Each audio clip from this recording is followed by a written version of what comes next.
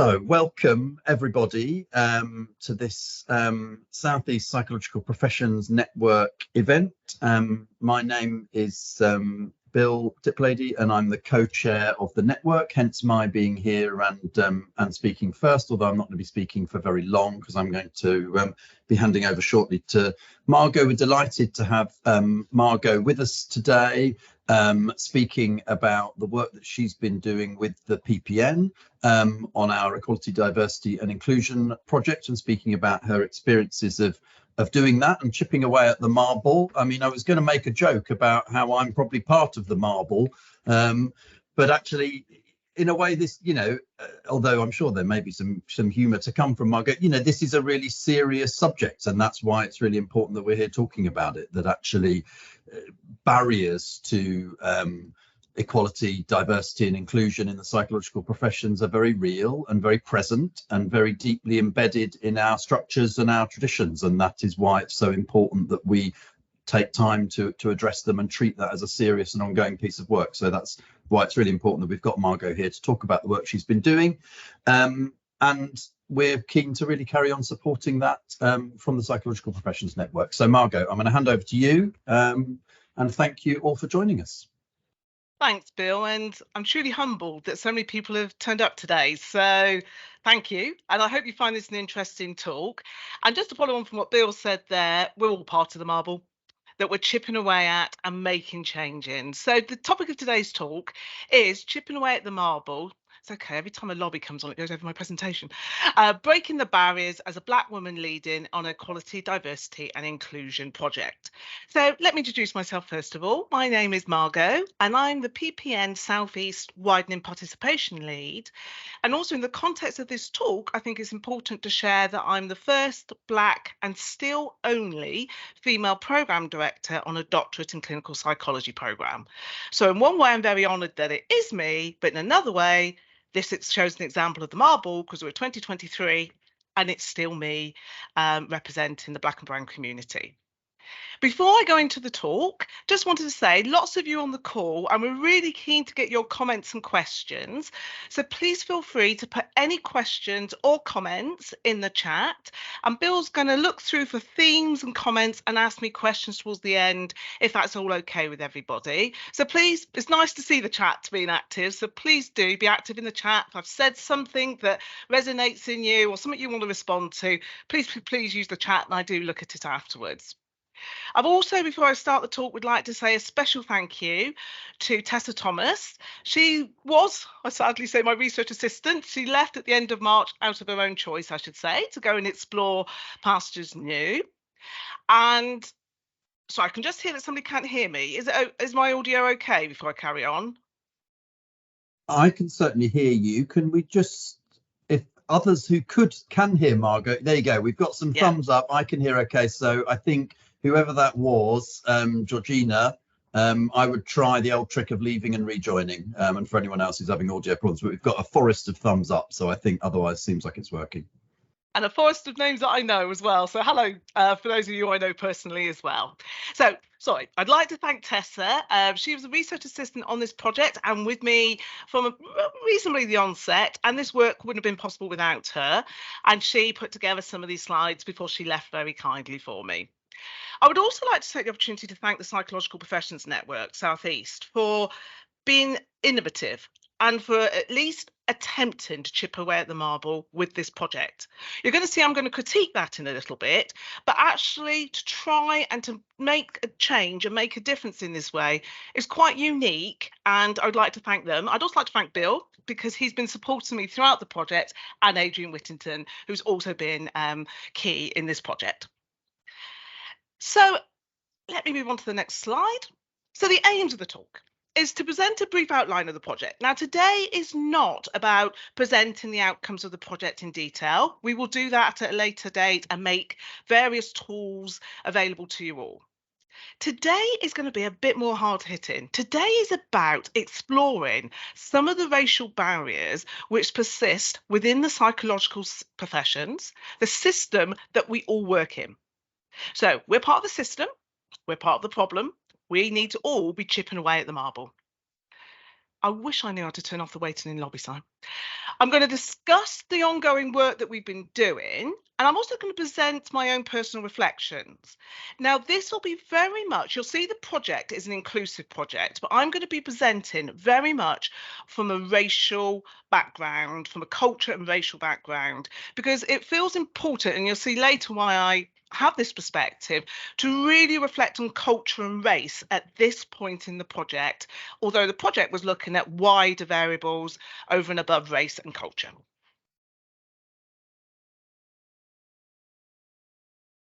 So the project itself, just a little flavour. So it began sort of January-ish, if I remember rightly, and ended in March of this year. And there was expressions of interest by the Psychological Professions South East for a project lead to lead on this project. I expressed an interest and was lucky enough to be seconded into this role. And I'd like to stress it was for a day a week. So the day a week is really key in this, in that the amount of time that we're able to give to projects as big as this. When I was writing this talk, I thought, wow, Margo, you're not only beautiful, you're amazing. Because actually, this is a huge project which had around an 18-month delivery time on it, which myself and Tessa were working towards. And Tessa was with me full-time as a graduate research assistant. And the aim of the project is to widen access in the psychological professions roles to make sure the workforce becomes more representative of the communities we serve.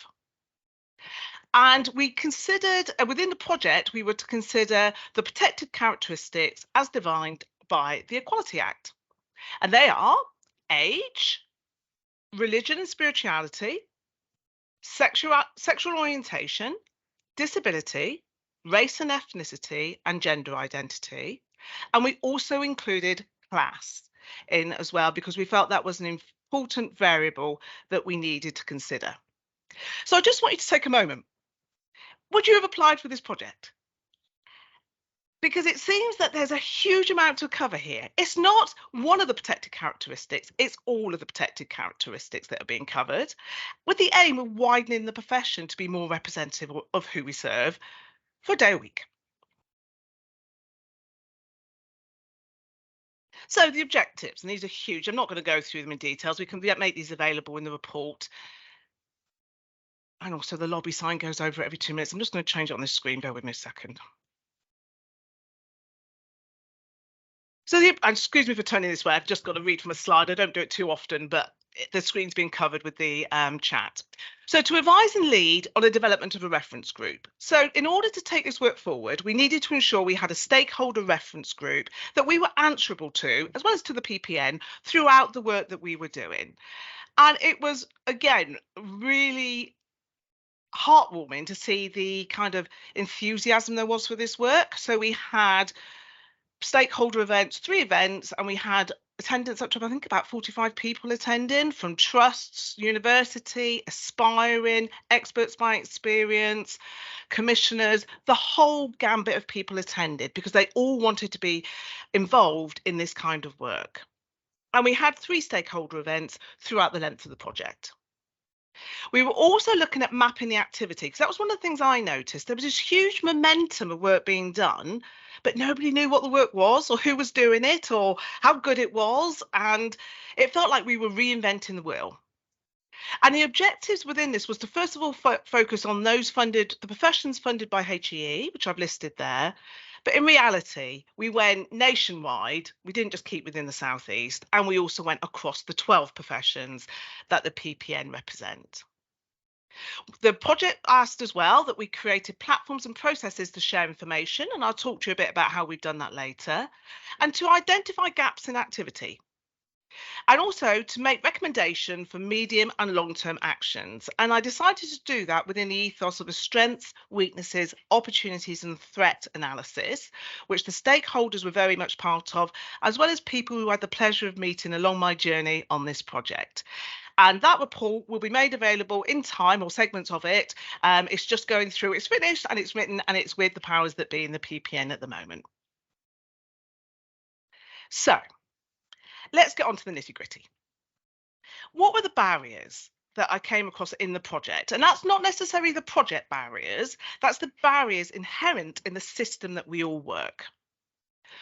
One is communication, the communication channels, and also communication itself. So, in consideration of the communication channels, there were lots of them. Every trust had different pieces of work being done, which was some was good, some not so good, some lip service, some actually meaningful, but none of it being tied together. There was also the assumption that if you're an EDI lead or an anti-racism lead or whatever the lead is, that you'll be the one taking the burden of the work. When the ethos of my talk today is it's all of our responsibilities. And we all need to make change, because if we all make change, change will happen. We can't just expect something as massive as discrimination within a huge system be reliant on one or two people in the system. Could argue that's discriminatory in itself. Also, how do you effectively talk to one another about the different works? How do we find the people who are doing the work? That was a big challenge for us at the beginning. And also, communication itself has been something that I've learned over my time, that there is a lot of goodwill out there, a lot of goodwill, but people are afraid of getting it wrong, and so they choose to say nothing. That is not communication. That is maintaining the problem and keeping that piece of marble as big as it currently is. We all have to take risks.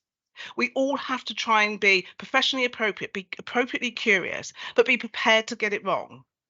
And what I always find curious is that most of us on the call are trained, not all, are trained clinicians or will want to be clinicians in some shape or format, or at least are trained in the art of interpersonal, a way of being interpersonally. And yet we're scared to actually talk and ask questions and to think about issues, which is my focus of the talk, which is around racism and culture and ethnicity.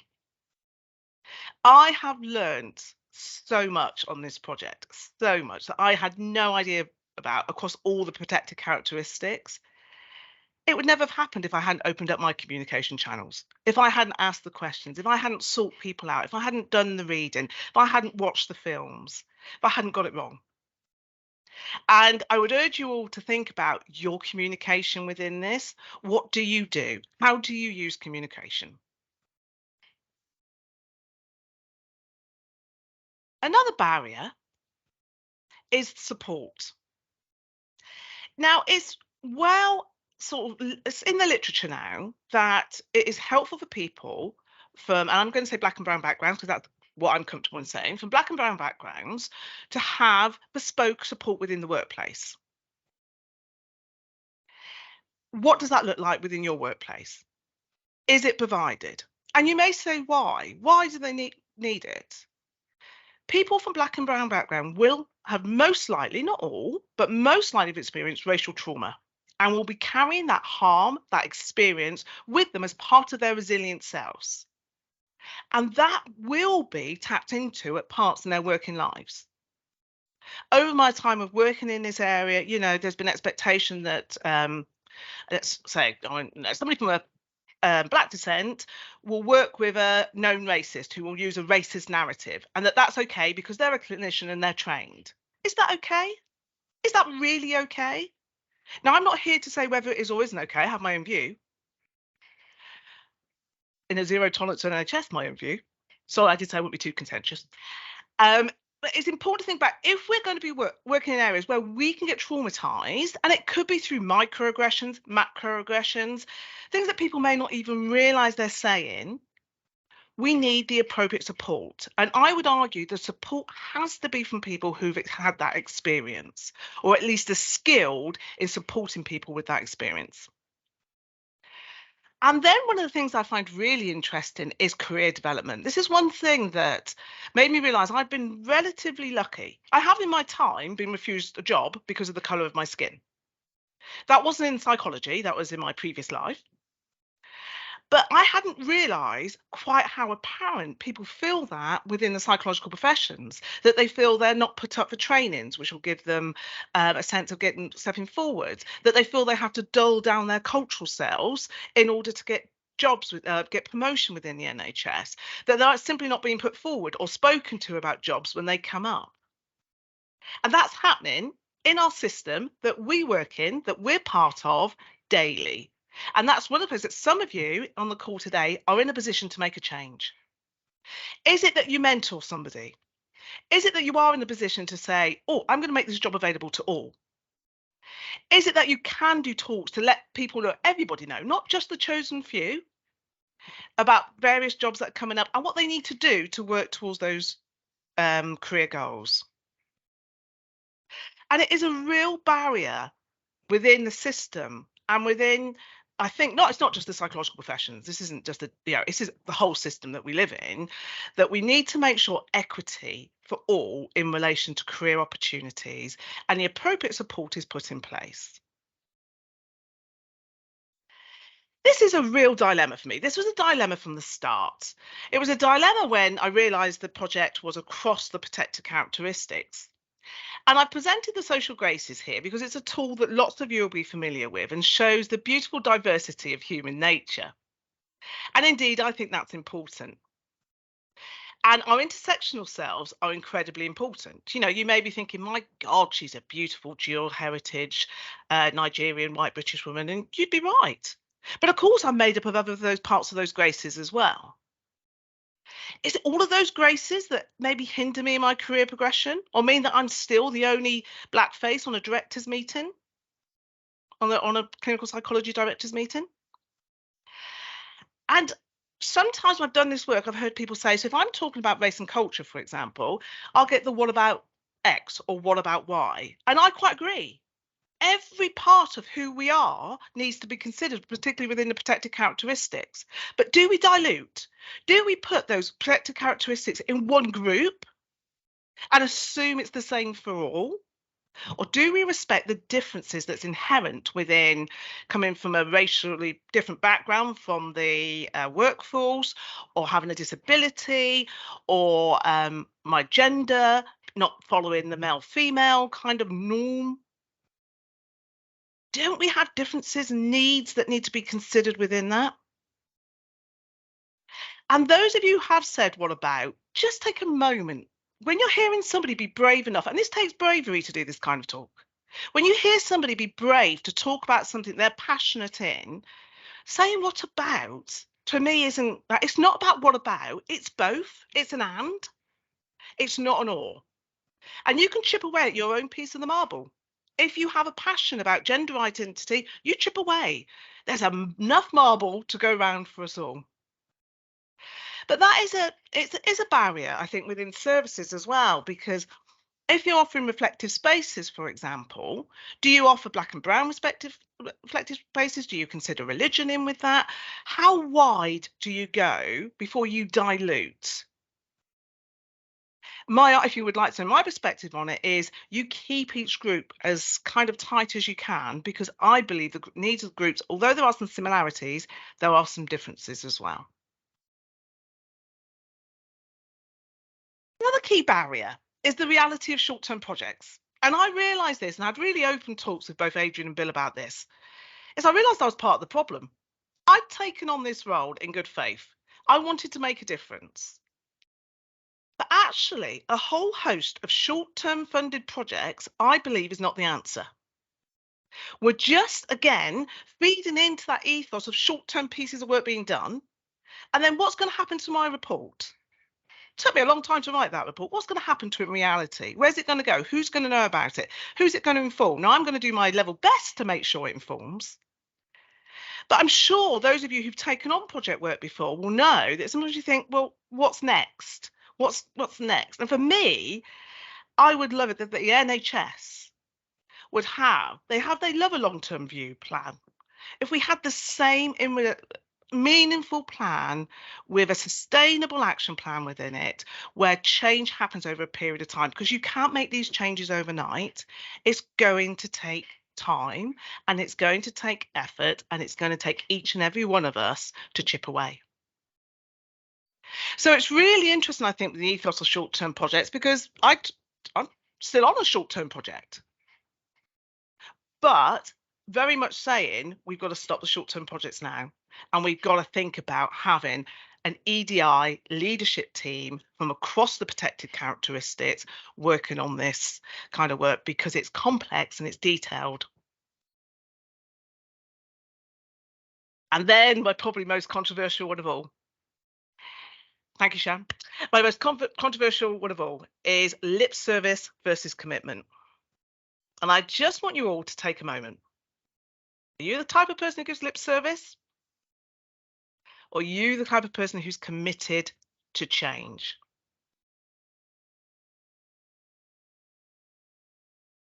I've met a lot of both. And lip service isn't okay. Playing the game because you're in the meeting where you've got to put EDI on the agenda so it goes on last is not commitment. And lip service where you say the right thing and the right thing because you know it may get you the promotion you want, or I don't know, the training place that you want, or whatever it is, or you know the person's passionate about it, but actually you're not going to do absolutely anything about it, is not commitment. Commitment is action. Commitment is taking a risk. Commitment is speaking out when you hear something and you need to make a complaint about what you've heard or check in with that colleague. Commitment is making a change in your service the way that you can do it. Commitment is being brave, and commitment is getting it wrong. But that's commitment. At least I know when I leave this piece of work, I was committed to make a change. Did I get it 100% right? Of course not. But I was committed and passionate about making that change, and certainly never ever entertained. And I have come across people with lip service, and I did call them out. But that takes a lot of bravery, and you've got to be in a certain position to do that. I wouldn't have called them out 10 years ago. So how we do it, how you make your commitment is your own personal choice, but you have to make a commitment. If we're serious about changing this, it's not an EDI lead that can change this. People with the purse strings can make a contribution to changing, but it's each and every one of us moving from just saying what needs to be said to actually doing something. And it might be something that's quite enjoyable. It might be you just watch a film that you would never have entertained watching before to educate yourself in a certain area. It can just be a little step, or it can be a big step. It might be that you're committed to looking at your interview questions and thinking, how much am I advantaging a set of people over another? And that's really hard. We've been doing it on the interviews that are coming up for the program I run. And it's really, really hard to look at the questions and try and make it inclusive and fair for all. But surely we've got to give everybody a chance. We're not advantaging anybody. We're giving everybody a fair chance. And that's what I think is important in equality, diversity, and inclusion work, is that we can literally, hands on heart, say, I did the best I could to give every applicant the fair chance, or whatever it is that you're committing to change. And also, I think another commitment is pushing the boundary a little bit. So there's been quite a lot of funding going out for 6 months posts to give people from I hate this word, I'm going to say it, minoritised backgrounds, the opportunity to gain clinical experience. Well, 6 months more, it doesn't even cut it generally on most application forms. You need a year. And that is just 6 months of instability for that individual, because by the time you start, get into the role, you're basically winding down to finish. Would it have been better rather than 12 6 months posts to have 6 1-year posts? Commitment may have been just to question that with the commissioners, because it's coming from a good place. But we just need to think about, actually, is this going to make the change, or could we do this a little better?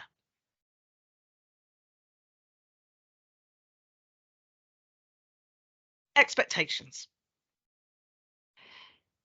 Everybody on the topic as passionate as this, everybody has different expectations. There's been expectations put on me that I'll change the world, that I'll know the answer, that I'll make it better for them. They've got themselves into a right old pickle with an EDI matter, and that I'll know the answer. That's not what this is about. There are no answers. There isn't research out there telling you all you need to know. There's systems that hopefully are fair that you can think about and work through. But actually, we shouldn't be our expectations shouldn't be on the external. It should be on ourselves. What are our own expectations within the equality, diversity, and inclusion arena that we can live up to? And not have the expectation that somebody will do it for you. Now, we will help, of course, as project lead, that was my aim. But when I looked at those objectives preparing for this talk, I thought, wow, what a set of objectives, what a weight of expectations there are just within the language of the objectives alone. But I think that shows the weight of the issue. the weight of the marble. So, you know, when you're talking to somebody, you think they have the knowledge and you have the expectation they'll answer the question for you or they tell you whatever it is, just take a moment to think, actually, should the expectation be that you educate yourself or you check it out or you do some research first, whatever it is, or that you're brave enough to ask the curious question and not just keep quiet?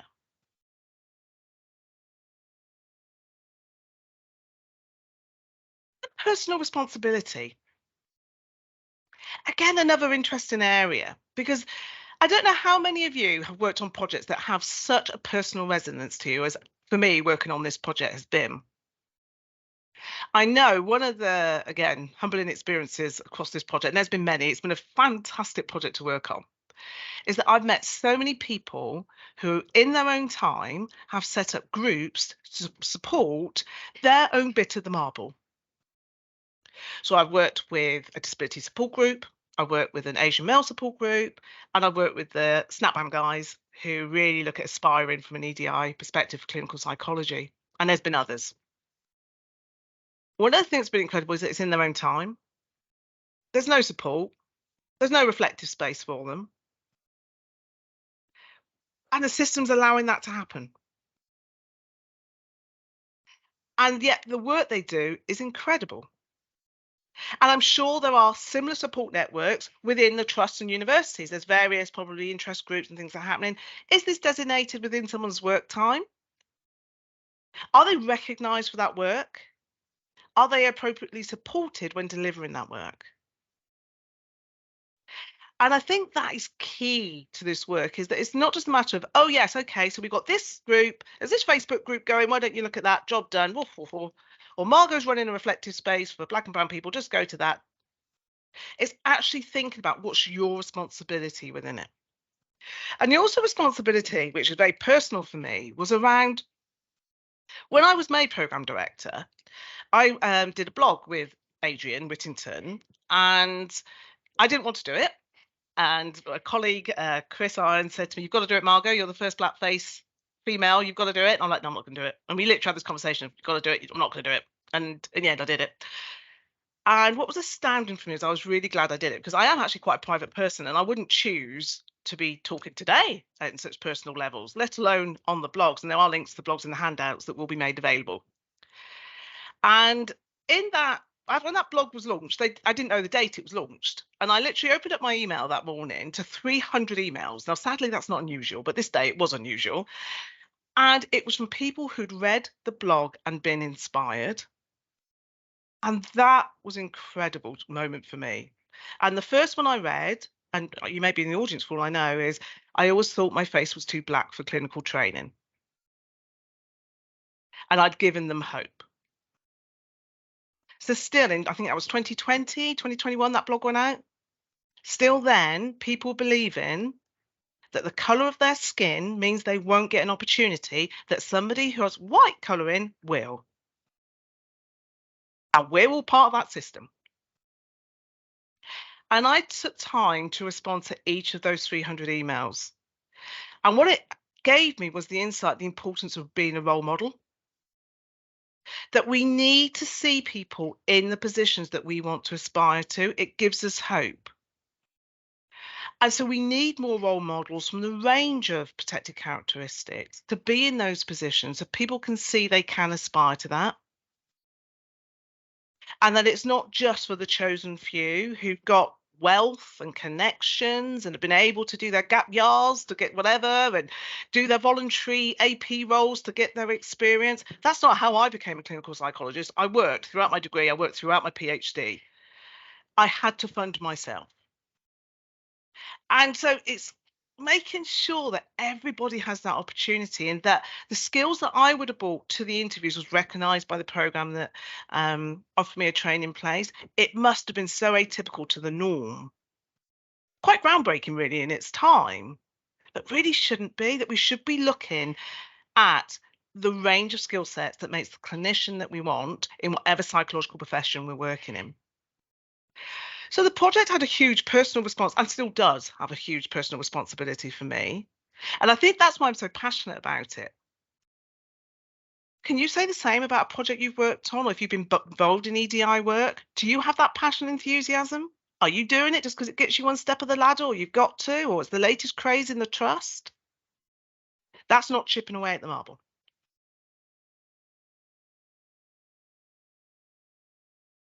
And well-being. And it's not just my well-being I want to reflect on. I want to reflect on well-being per se. Working within the psychological professions is a tough profession. That goes without saying. On our own emotional load, the work that we do, we need to make sure we're taking care of ourselves. And I think that's the same if you're leading on a project, and probably something I underestimated, I think, in the beginning. The importance of making sure I'm doing okay within this project, because this project has a personal resonance for me. It's important. My commitment to change is clear. I'm chipping away at my marble, and I'm chipping away hard. But that comes at a consequence. And I would urge you to think about the colleagues you work with who are from protected characteristics, or maybe in context of my experience, from different race or culture to you. How much are you leaning on that person? How much are you thinking, do you know the answer to this because you're brown? How much is that person struggling perhaps because of what's going on in the media? I mean, it resonates with you when you hear. I mean, I can't, but I heard a story not too long ago about how black women are more likely to die in childbirth than white women. How is that happening in 2023? What is going on in our system? And when you hear things like that, it hits the race-based trauma. And so you have to make sure that if you're doing this work, and I'm speaking to my black and brown or any of my colleagues from the protected characteristics, if you embark in this work, make sure you look after number one first. And there's been times I've just stepped back and I thought, you know what? I just can't engage in this meeting. I just can't say again that you're diluting. I just can't say again that you're being silent, and that's not okay. And then other times I can, and that's okay. And so we're thinking about your well-being, the well-being of your colleagues, and just being curious about your colleagues and how they're doing, and learning and being there is all part of being a good colleague. How often do we do it? A couple of times people have said to me, oh, I've not asked about a colleague's wedding because, I didn't want to be rude and ask about an Indian wedding. Oh my God, if I knew someone's having an Indian wedding, I'd be there going, tell me all about it. Tell me about your culture. Tell me about your traditions. I would just love to know. And every time I've done that, any cultural wedding, every time the person's been happy to sit and talk to me about their wedding. As would a white person when I'm saying, tell me about your wedding. And yet we don't ask those questions. So well-being is really important, I think, when you're doing any project. And if you're thinking, I'm going to take on a project role, or I'm going to make a difference, I'm going to commit, I'm not going to do lip service, make sure you're doing okay during that, and also step back when you need to. The project itself. I did want to present to you what happened briefly. And I'm very much a doer. I want to give people tools, because the message out there was really clear when I started this work. From a lot of people, it was, Margo, I want to do this, but I just don't know how. And that's fair enough. That's fair enough. So now we're providing tools to tell you how. So now it's not fair enough if you don't start taking those actions. We will be launching on the PPM website an audit tool. It's gone through a variety of stakeholders. I'm pretty pleased with it. And what we've done is we want people to be able to audit themselves against a set of expected outcomes, but also which will tell you what to do if you're not meeting that outcome. For example, rather than saying review your interview process, we've put, have you got mixed panels on your interview? Because you need to have panels that are representative of the people that you're going to be interviewing. And what I've decided to do with that audit tool, because then there was the question, should it be one audit tool across all the protected characteristics, or should there be one audit tool per characteristic? I think it's important. I think you know what I'm going to say. I think it's important to have it per characteristic. I'm not going to dilute. I'm not going to be part of the dilution. I respect intersectionality, but we need to address this head on, each protected characteristic as we go. And so the audit tool is designed for each protected characteristic. If you differ with my opinion, you want to do it all, that's somewhere to start. I'm up, of course, it's completely up to you, as long as you're starting and committed to change.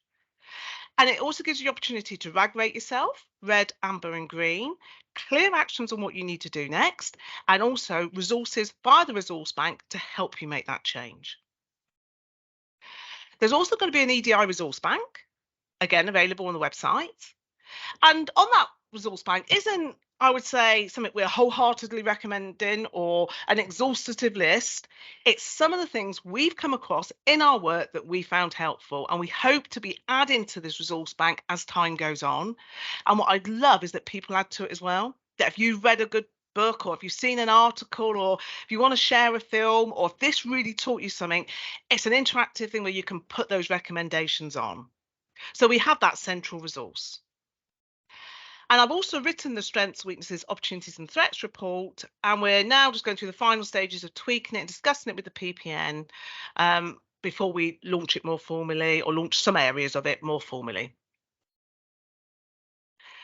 So we're coming to the end, and I can just see Bill's done a shout out for questions. Please, please, please do ask questions in the chat. So I just want to finish with something that came from my blog. And this is at the end of the blog, Adrian asked me, what advice would I give to people from Black and brown backgrounds? What if you quite put it like that? And I think this is applicable across whatever background you were from. Don't be afraid to create your own opportunities, such as seeking out others in the field who can offer you support and guidance along the way. And finally, never let who you are limit your career choices and who you want to become. I would say if one door closes, just open another. That's what I did. You've just got to keep knocking and asking and getting that experience that you need. It's incredibly important. And don't let a system define that you're too brown, green, orange, or blue for a role. You're absolutely not. Just keep trying.